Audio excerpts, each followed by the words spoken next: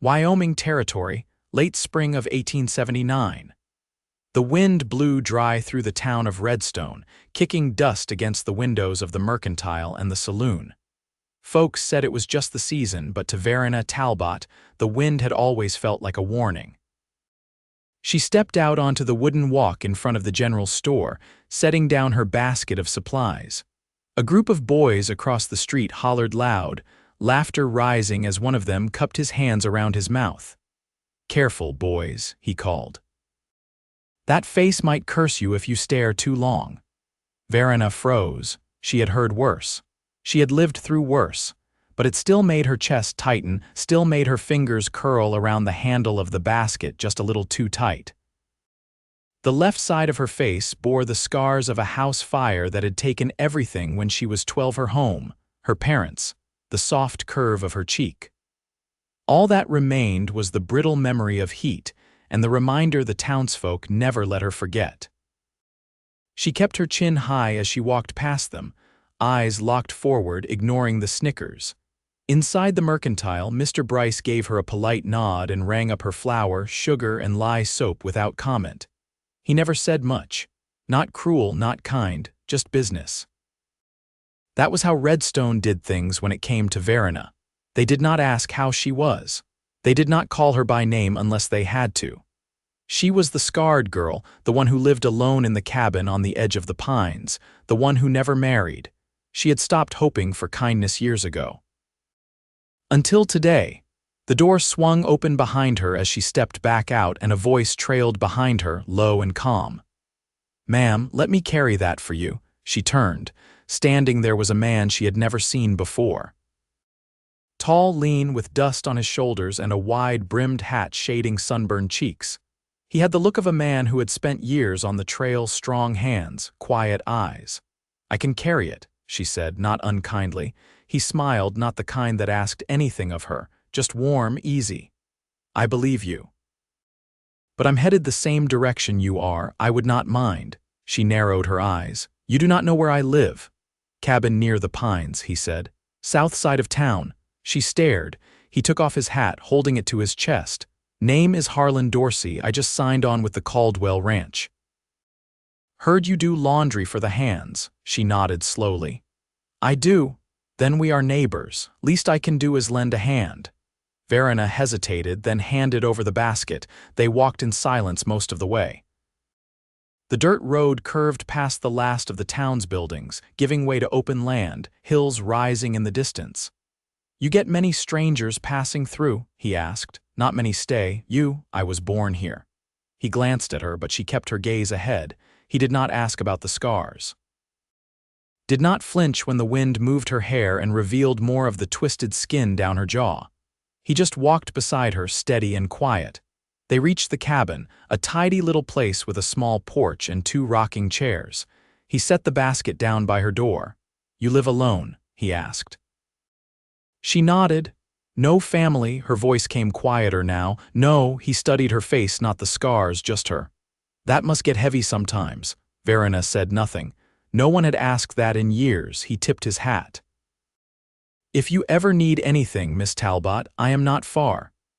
She watched him walk back down the path, sunlight catching the dust at his heels. She did not know what to make of him. But something in her chest opened, just a crack. Over the next weeks, Harlan came by more.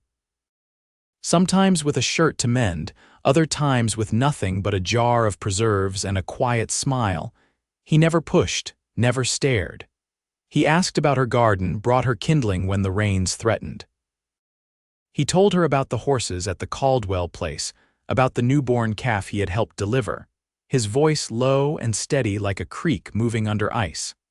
And Verena, who had learned to hide behind silence, found herself stepping into conversation more than she meant to.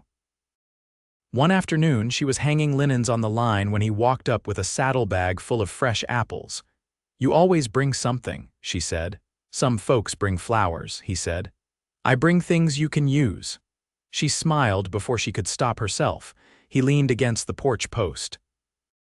"I heard what those boys said in town last week." Her hands paused on the clothespin. "It is nothing." "It is not nothing." She looked at him. "They have said worse." "I know." He shifted, looking down at his boots. "I saw a fire once, took a bunkhouse on the trail, men screaming." I will never forget the sound. Verena's breath caught. "I was 12. My brother got me out, but he didn't make it." He looked at her then, not with pity, with understanding. "I am sorry," he said. She nodded once, grateful. Then he said, "You are not less because of it," and something inside her broke. The wind moved through the trees and she sat down on the porch step. He sat too, not touching her, just there. "I used to think I would marry," she said softly.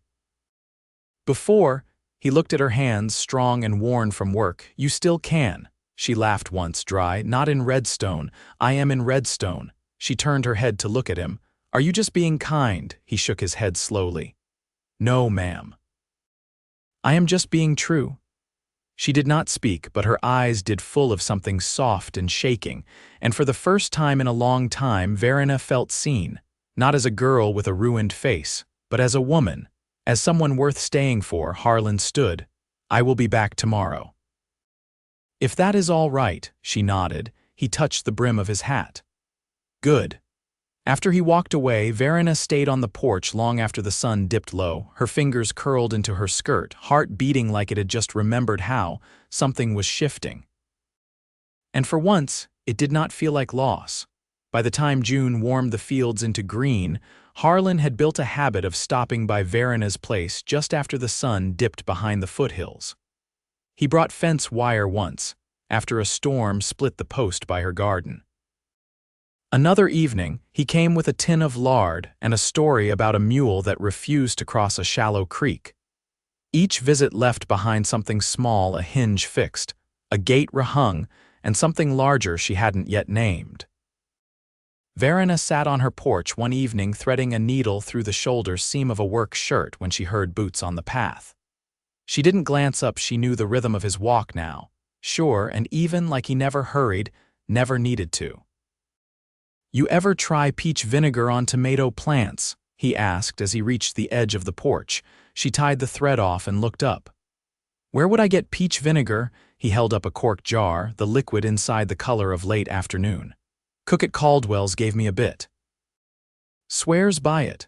She stood and wiped her hands on her apron. "I'll give it a fair try." He leaned the jar into her palm.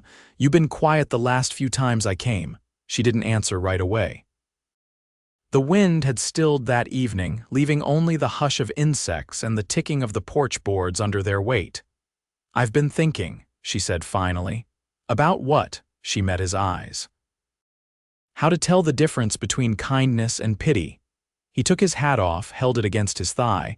"I reckon that's fair. I've seen men do things just to feel good about themselves. Call it charity, call it godliness." Her voice didn't rise, didn't tremble. "They walk away feeling bigger, never thinking what it costs the one they helped. I'm not one of those men. I want to believe that." "You don't have to believe anything yet," he said. "You can just let me keep showing up." She studied his face, the way the lines around his eyes held steady, not shifty or soft. "Why me?" she asked. "You could have kept your distance like the rest." He sat on the top step, resting his hat beside him. "I've known women who talked like sparrows, pretty but always flitting." "You don't do that." "I'm not sure that's a compliment." "It is to me." He looked out toward the fence line. "You say what needs saying, no more. You carry your own weight, and you've got more grit than most men I've known." Her throat tightened, though she didn't let it show. "That's not what most folks see." "I don't much care what most folks see." She sat beside him, careful to keep a few inches between them. The silence stretched, not heavy, just real. "I used to sing," she said after some time, his head turned, slow and measured. "Sing in church. Before the fire." Her hands folded in her lap. "After, I couldn't stand the sound of my voice. It felt like it didn't belong to me anymore." He nodded once, like he understood something no one else ever had. "I'd like to hear you someday. If ever the want comes back." She didn't answer, but her fingers shifted, brushing the fabric of her skirt like they remembered an old rhythm. A whippoorwill called from somewhere down in the grove. The sky had turned that deep blue between dusk and night, stars just starting to show. "Do you miss anywhere?" she asked. He looked thoughtful a moment. There's a ridge out near Abilene, wildflowers all through spring. I camped there once years back. Never stayed more than a night, but I think of it sometimes. Would you ever go back, not alone?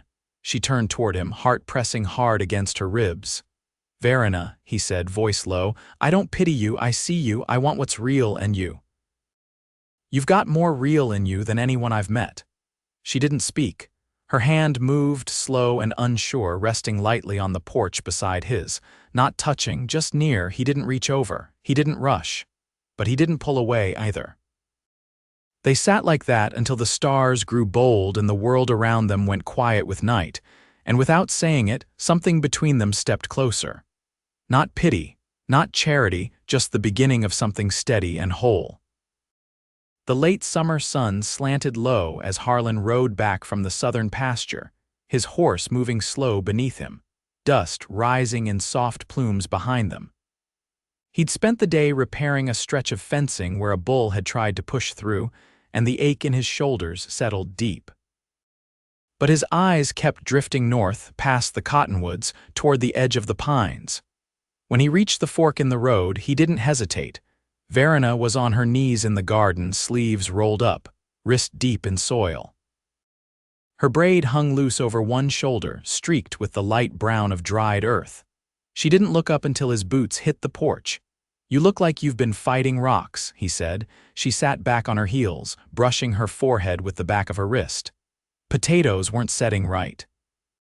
Had to tear up the row. He stepped down beside her and crouched. You mind another pair of hands, she glanced at him.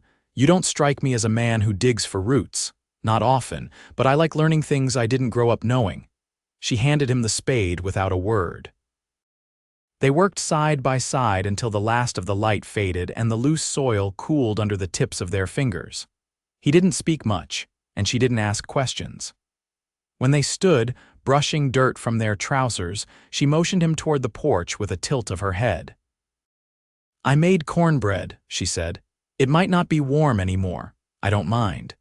She brought out 2 tin plates and a crock of honey, setting them between their chairs. He watched her pour water from a jug into 2 cups, her movements careful but unhurried.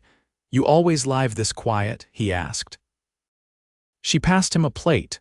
I used to think I'd hate it. Now I think I'd drown in anything louder. He broke off a piece of the bread and chewed slowly. You ever think of leaving? I did, she said after a moment. There was a woman in Denver, a friend of my mother's. She wrote and said I could come help at her boarding house. I packed once. Got halfway down the road before I turned around. Why? My brother's grave is here. And I think I was afraid that if I left, I'd disappear too. He looked at her, the way her eyes didn't waver even when they carried old weight. I've left places that needed leaving, he said. But I've stayed longer in places that made me feel like I wasn't just passing through. She rested her elbow on the arm of the rocking chair. You staying, Harlan? He didn't hesitate. I am. The porch creaked beneath them, the sound of the night settling in. Somewhere beyond the trees, a cow lowed and a dog barked once before quiet returned. You always been gentle? She asked, not teasing, just curious. His jaw shifted, slow. When I was younger, I wasn't. My father drank too much. I thought noise meant strength. Took me some years to unlearn him. She reached for the honey with steady hands. What changed you? A woman I worked for in Kansas. Widow, ran a stage stop. She had this way of speaking that made you feel like you were worth hearing. After her, I couldn't go back to being loud just to be loud. Verena dipped a corner of her cornbread in the honey and chewed thoughtfully. You carry her with you, he nodded. Her and some others along the way. I reckon we all carry the ones who saw us clear. She let that settle before saying, I don't want to be someone you're kind to because I remind you of someone else. You aren't, he said plainly. You're yourself. That's why I keep coming. She didn't look away, didn't shy from the way he held her gaze. Then, quiet as steam rising from a morning kettle, she said, I've never had a man sit beside me without asking for something I didn't want to give. He nodded once, slow and solemn. Then I'll be the first who doesn't. She set her plate down, fingers brushing the rim like she needed to steady herself. I don't know how to do this. Neither do I, he said, but I want to try. Verena stood and pushed open the door behind her. She didn't ask him in. She didn't have to. She turned just enough to catch his eye. Come back tomorrow, she said. I will. And when the door shut behind her, it didn't sound like the end of the night. It sounded like a promise. A late August rain came through in the night, soft but steady, tamping down the dust and leaving the morning cool enough for a shawl. Verena stood on the porch with a mug of chicory, watching the steam rise and drift. The earth smelled clean, like turned loam and pine needles, and the clouds hung low over the hills, dragging shadows across the slope beyond her garden. She didn't have to wait long.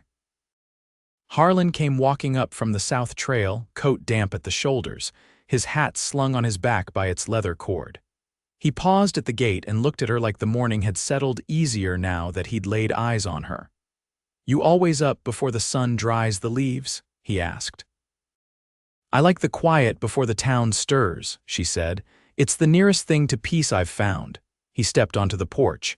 I brought something. She raised an eyebrow. He pulled a folded scrap of canvas from his coat pocket. I made a sling for your washtub. That handle's been pulling wrong. She set her cup down and took the cloth from his hand. Her eyes traced the stitching tight, even rows done with care. You're good with your hands. I was a wheelwright's apprentice before the war, he said. Never took to it proper, but I remember enough. She ran her thumb along the edge of the cloth. You've never talked about the war, he sat opposite her. Most men don't, not unless they're trying to prove something. And are you? No, he said, but I'll tell you if you want the truth of it. She nodded once, slow. I was 17 when I joined, thought I'd come home proud. His gaze rested on the horizon.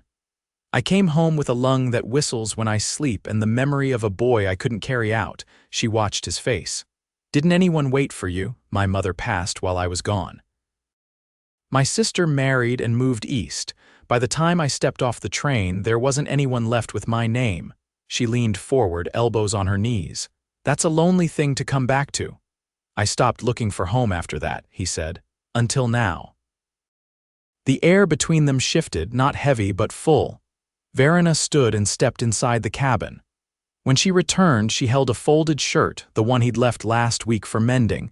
You patched this already, he said. I added a lining to the collar. It was wearing thin.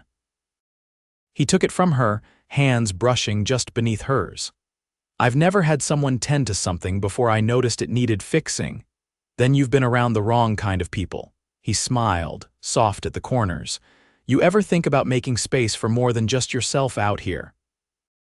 She looked out toward the trees, then back to him. Sometimes, but I never thought anyone would want to stay long enough. I'd stay, he said, voice even. She didn't move, didn't blink. Would you? I'd build you a room for drying herbs, expand the root cellar. You wouldn't have to ask for help, you'd just have it. Her throat tightened. Why me? I've known beautiful things that never lasted. You last. You're the kind of strong that doesn't need proving. She stepped forward, close enough to see the faded scar on his jaw, the one he never mentioned. You still whistle in your sleep? She asked. Only when I'm warm enough to rest. She reached for his hand then, fingers threading through his without hesitation. You'll sleep warm here. He held her gaze, steady and certain. Then I'll call this place home. The sky began to clear, a single beam of light breaking through the clouds and falling across the porch between them. Verena didn't let go, and Harlan didn't need to speak again. There was no need for declarations. What passed between them had already been chosen in quiet glances, in shared labor, in the way neither had turned away. The rain had ended. And in its place, something new had taken root. By early September, the wind smelled faintly of pine sap and dry grass curling toward autumn. Verena stood in her kitchen, sleeves pushed up, hands shaping dough on the wooden board her father had made years before. The cabin had always held quiet, but lately, it no longer felt lonely. She could hear Harlan outside, splitting wood not out of necessity but rhythm, the kind of work a man did when he knew where he belonged. She opened the door with her forearm and leaned out. If you're going to keep stacking it like that, you'll need another row along the back wall. He paused, axe resting across his shoulder. I was thinking I'd build you a shed, something with a roof so the snow doesn't ruin the top layers. You always plan this far ahead. He gave a slow nod. If I start something, I mean to see it through. Verena stepped out, wiping flour from her fingers. You ever built one before? Two. One in Missouri, one west of Cheyenne, both still standing last I heard. She crossed her arms, the corners of her mouth softening. I suppose I'll have to let you then. They worked through the afternoon without much talk, he measuring and cutting, she boiling jars and pulling beans from the garden. When the sun slipped low, they shared a plate of cold roast and pickled beets on the porch, shoulders brushing now and then without either of them shifting away. He watched the sky fade from blue to gray. I've been thinking about a piece of land, he said. East of town, near that creek where the cottonwoods grow thick. Verena looked up from her plate. It's good land, but it floods every few years. I walked it yesterday. The higher side holds firm, soil's dark, would do well for wheat. She narrowed her eyes. You thinking of buying it, if I had someone to work it with, someone who knows how to keep things growing, she set her fork down. You asking? I'm not the kind to put a question in the air unless I mean to wait for the answer. Verena leaned back in her chair, the wood creaking beneath her. You ever lived in a house you built with your own hands? No, just helped build for others. I'd like that, she said, to raise walls together. Not just a roof over our heads, but something that holds. He reached across the space between them and took her hand, calloused fingers wrapping around hers with quiet certainty. I didn't think I'd find this, he said. You didn't, she answered. You made it. They sat there as the stars came out one by one, and nothing in the world felt hurried. 2 weeks later, they stood beneath the pines behind her cabin. A few neighbors gathered, boots dusted and hats removed. Verena wore a dress of faded blue cotton, the fabric stiff from fresh starch. Harlan had shaved close, his shirt collar pressed flat. They spoke simple vows, the kind that didn't need flourish to feel true. When he slipped the ring onto her finger, a plain band he'd traded for in town, her hand didn't tremble. They shared a supper of roast chicken, cornbread, and blackberry pie. No speeches, no dancing. Just voices low with warmth and the kind of laughter that rests easy in the body. That night in the cabin that had once held only her, Harlan set his satchel down by the hearth. He didn't unpack it. He didn't need to. She turned down the lamp, and when he reached for her hand, she met him halfway. Come winter, they started building the new house, timbers hewn from the north ridge, each board carried and placed with care. Verena kept the cabin for drying herbs and mending, but the home they raised together stood wide and solid on the east rise, with a porch facing the morning light. By the following spring, her garden behind the new house had doubled in size, and a pen full of hens clucked softly under the eaves. Harlan planted wheat along the creek's edge, just as he'd said, and each morning they walked the land together, her hand tucked in the crook of his arm. They didn't speak often about the past. It lived in them both, but it didn't shape the days anymore. What came before had made them who they were. What they built now was theirs alone. And each night when they returned from the fields or the hills or the garden rows, they did not come back to silence. They came home, always together.